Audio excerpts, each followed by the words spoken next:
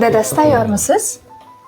Tayyorman. Ketdik yuring, ertaroq borib turaylik kech qolmasdan. Ozgina shoshilmay tur, 2 minut.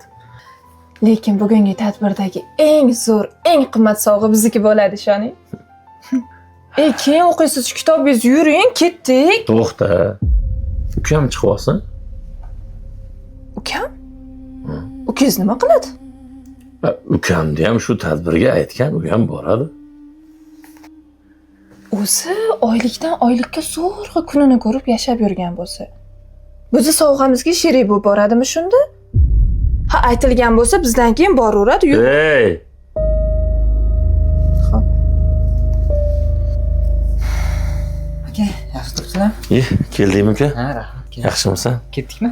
Ketdik. Shunday borasan? Ha, shunaqa ketaveraman. Ketdik. Siz sovg'a olmadingizmi? Sovg'a. Ha, endi tadbirga quruq qo'l bilan borib bo'lmaydi. To'g'rimi, dadasi? Shunga so'radim-da.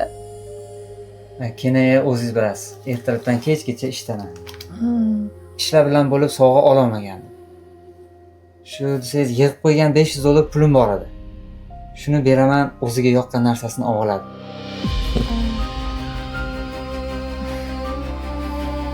Ketdikmi? Ketdik. Aka, men shuna narsamni oling. Bo'l, tezroq chiq.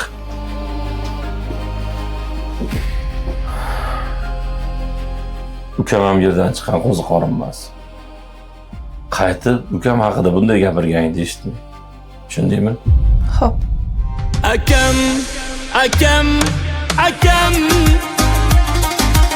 eng yaxshi insonim akam